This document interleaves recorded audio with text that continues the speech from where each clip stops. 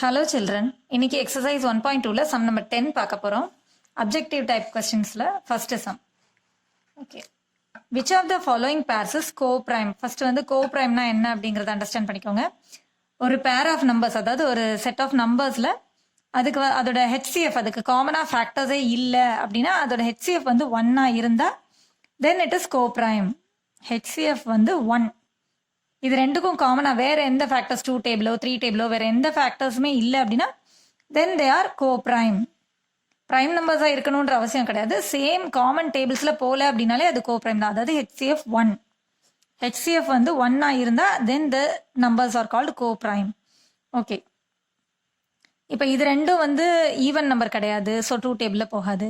இப்போ 3 டேபிள் அடுத்து செக் பண்ணி பார்த்தோம்னா 5+1 வந்து 6. 6 வந்து 3 டேபிள்ல போகும். ஸோ 51 3 டேபிள்ல போகும்னு அர்த்தம்.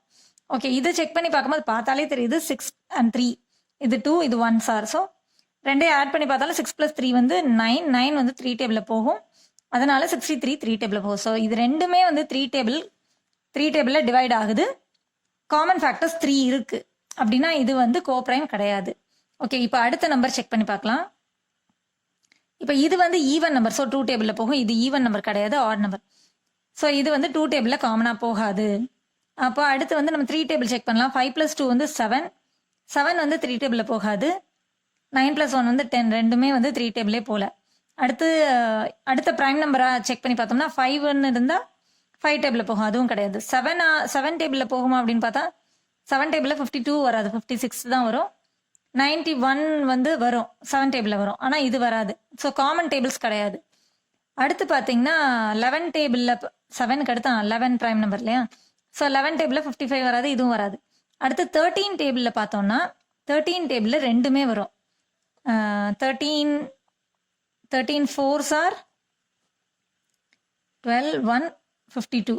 ஸோ 13 4s are 52 கிடைக்குது. 13 7s are வரும்னு நினைக்கிறேன். 7 3s are 21 2 7 1s are 7. So 91. ரெண்டுமே வந்து 13 டேபிளில் வருது அப்படின்னா ரெண்டுக்கும் காமனாக வந்து 13ன்ற ஃபேக்டர் இருக்கு. ஸோ இதுக்கு HCF வந்து 1 கிடையாது, HCF வந்து 13 வரும். ஓகே, அப்போ இதுவும் வந்து கோப்ரைம் கிடையாது, இதுவும் கோப்ரைம் கிடையாது. காமனாக ஃபேக்டர்ஸ் இருந்தால் அது கோப்ரைம் கிடையாது. இப்போ இது ரெண்டுக்கும் பார்க்கும்போது இதில் வந்து 71 வந்து ஒரு ப்ரைம் நம்பர். ஸோ இது வந்து 1 டேபிள்லையும் 71 டேபிள்லையும் மட்டும்தான் போகும். இது வந்து 8+1 வந்து 9 3 டேபிளில் போகும், 9 டேபிளில் போகும். ஸோ இது வந்து நிறைய டேபிள்ஸில் போகும். ஆனால் இது வந்து 1 and 71. ஸோ இந்த நம்பர் வந்து 71 டேபிளில் வராது. அதனால இது ரெண்டுக்கும் காமன் ஃபேக்டர்ஸே கிடையாது. HCF வந்து 1. ஸோ இதுதான் கோப்ரைம். ஓகே, அடுத்த நம்பரையும் நம்ம செக் பண்ணிடலாம்.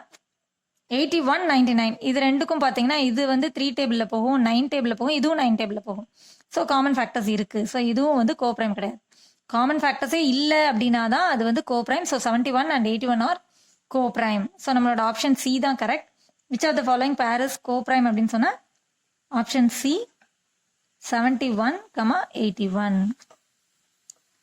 That's all. Thanks for watching children.